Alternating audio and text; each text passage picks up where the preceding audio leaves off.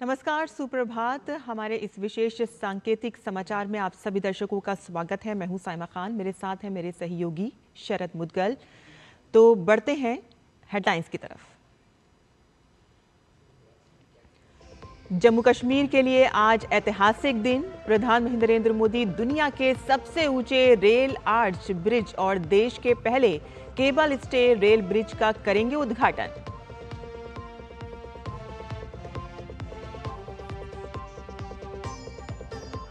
प्रधानमंत्री मोदी श्रीनगर कटरा रूट पर वंदे भारत ट्रेनों को दिखाएंगे हरी झंडी। 46,000 करोड़ रुपए से अधिक की विकास परियोजनाओं की शुरुआत भी आज।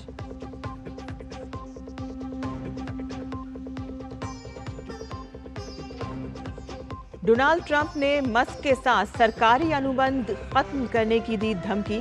मस्क ने कहा कि ट्रंप पर चले महाभियोग। स्पेस प्रोजेक्ट बंद करने का भी ऐलान। औंधे मुंह गिरे टेस्ला के शेयर।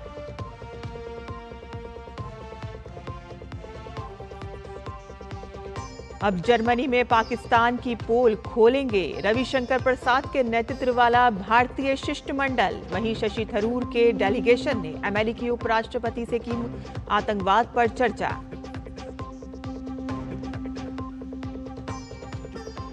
और 3 दिन के विचार विमर्श के बाद रिजर्व बैंक की ओर से नीतिगत ब्याज दरों पर फैसला आज। गवर्नर संजय मल्होत्रा करेंगे घोषणा।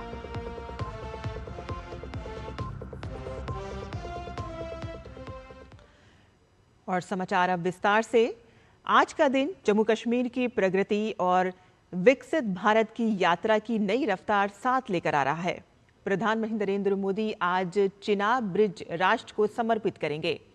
नदी से 359 मीटर की ऊंचाई पर स्थित ये विश्व का सबसे ऊंचा रेलवे आर्च ब्रिज है।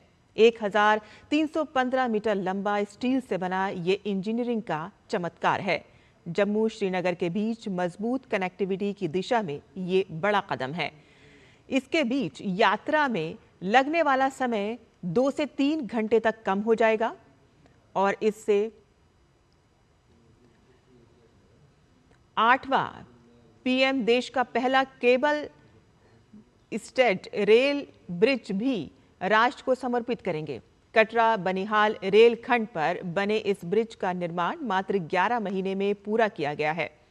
नदी तल से 331 मीटर की ऊंचाई पर स्थित और 96 केबलों के सहारे बने इस ब्रिज की लंबाई 725 मीटर है और इसके निर्माण में 8,215 मीट्रिक टन स्टील लगा है।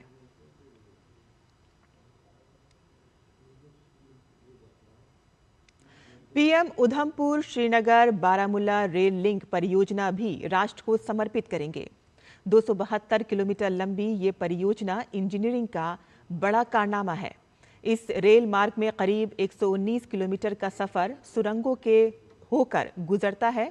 परियोजना के तहत 36 सुरंगों और 943 पुलों का निर्माण किया गया है। इनमें देश की सबसे लंबी परिवहन सुरंग T50 शामिल है, जो 12.77 किलोमीटर लंबी है। इसके अलावा पीएम कटरा श्रीनगर वंदे भारत एक्सप्रेस ट्रेनों को भी हरी झंडी दिखाएंगे।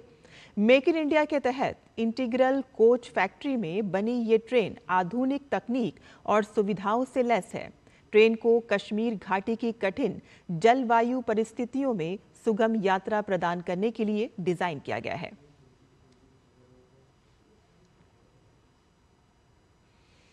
रेल मंत्री अश्वनी वैष्णव ने कहा कि जम्मू कश्मीर को देश के अन्य हिस्सों से रेलवे लाइन के माध्यम से जोड़ना सदियों पुराना स्वप्न था, जो अब प्रधानमंत्री नरेंद्र मोदी की दृढ़ इच्छा शक्ति और अथक प्रयासों से साकार हो रहा है। जम्मू कश्मीर की भौगोलिक और पर्यावरणीय चुनौतियों के बावजूद इस परियोजना को पूरा करना एक अद्भुत उपलब्धि है।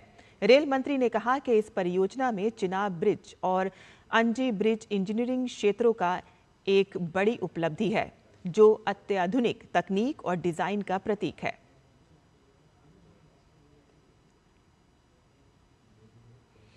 अमेरिका के राष्ट्रपति डोनाल्ड ट्रंप और टेस्ला प्रमुख एलॉन मस्क के बीच तकरार काफी बढ़ गई है। ट्रंप ने एलॉन मस्क के स्पेस एक्स और स्टारलिंक जैसी कंपनियों के सरकारी अनुबंध खत्म करने की धमकी दी है। ट्रंप ने आर्थिक नुकसान का हवाला देते हुए कहा कि बजट में कटौती का सबसे आसान तरीका मस्क की कंपनियों को मिलने वाली अरबों डॉलर की सब्सिडी को खत्म करना है। ट्रंप की धमकी के बाद मस्क की कंपनी टेस्ला के शेयरों में भारी गिरावट दर्ज की गई।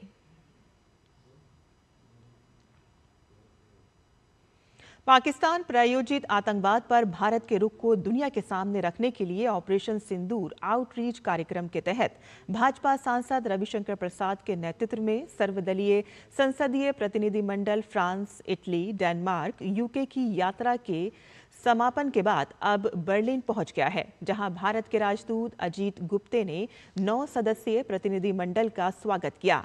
प्रतिनिधि मंडल में डी पुरंदेश्वरी, प्रियंका चतुर्वेदी, गुलाम अली खटाना, अमर सिंह, समीक भट्टाचार्य, एम थम्बी दुरई, पूर्व मंत्री एमजे अकबर और राजदूत पंकज शरण शामिल हैं।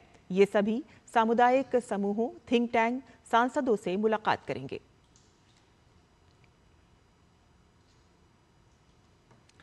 वहीं शशि थरूर के नेतृत्व में अमेरिका में मौजूद सर्वदलीय संसदीय प्रतिनिधिमंडल से मुलाकात में अमेरिकी सांसदों ने भारत के रुख का समर्थन किया है। अमेरिकी उपराष्ट्रपति जेडी वेंस ने शिष्टमंडल ने मुलाकात की, जो बेहद शानदार रही। थरूर ने कहा कि वे गर्मजोशी से स्वागत करने वाले व्यक्ति थे। उनके पास भारत यात्रा की यादें थीं। वे पहलगाम और उसके बाद की घटनाओं पर हमारे रुख के पूरी तरह समर्थक थे और उन्होंने हमारी प्रतिक्रिया के अधिकार को स्वीकार किया। वहीं अमेरिकी सांसदों से बातचीत में शशि थरूर ने कहा कि अगर पाकिस्तान हमें अकेला छोड़ देता है तो हम उन्हें अकेला छोड़कर बहुत खुश होंगे, लेकिन अगर उन्होंने ऐसा फिर से होने दिया या वह इसके भड़कते हैं और इसे निर्देशित करते हैं जैसा कि इस बार हुआ, तो उन पर भी जवाबी हमला किया जाएगा। हम बहुत जोरदार तरीके से जवाब देंगे।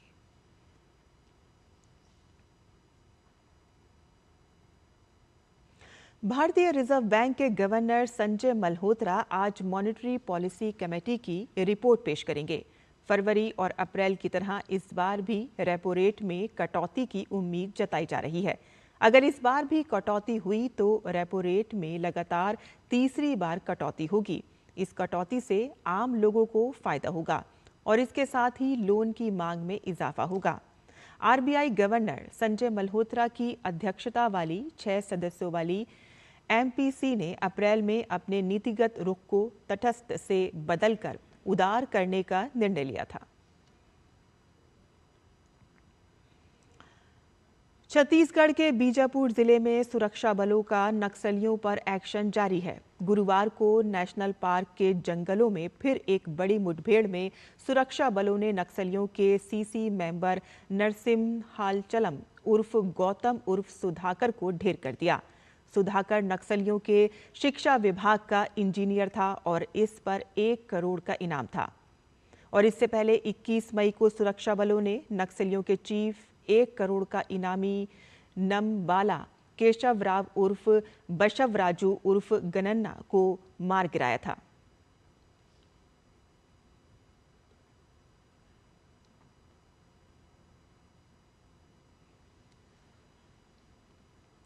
दिल्ली सरकार ने पशु कल्याण और सार्वजनिक स्वच्छता को बनाए रखने के लिए एक बड़ा कदम उठाया है। सरकार ने बकरीद को लेकर विशेष एडवाइजरी जारी की है, जिसमें गायें, बछड़े, ऊंट और अन्य प्रतिबंधित जानवरों की अवैध हत्या और कुर्बानी के खिलाफ सख्त निर्देश दिए गए हैं। इसमें कहा गया है कि यदि कोई इन पशुओं की कुर्बानी देता है तो इसे अपराध माना जाएगा। और इसके अलावा सरकार ने कहा कि केवल पूर्व निर्धारित स्लॉटर हाउस के अलावा कहीं भी किसी भी पशु की कुर्बानी गैर कानूनी है। इसके अलावा कुर्बानी की फोटो या वीडियो लेने और सोशल मीडिया पर साझा करने पर भी रोक लगाई गई है। विकास मंत्री कपिल मिश्रा ने सरकार के रुख को रेखांकित करते हुए कहा कि दिल्ली सरकार हमारी सांस्कृतिक और पर्यावरणीय विरासत की रक्षा के लिए प्रतिबद्ध है, जिसमें पशु कल्याण एक अभिन्न हिस्सा है। सरकार ने नियमों का उल्लंघन करने वालों के खिलाफ कड़ी कार्रवाई करने के निर्देश दिए हैं। दिल्ली सरकार की ओर से बकरीद के दौरान कानूनी और स्वच्छ तरीकों को सुनिश्चित करने के लिए सख्त दिशा निर्देश जारी किए गए हैं।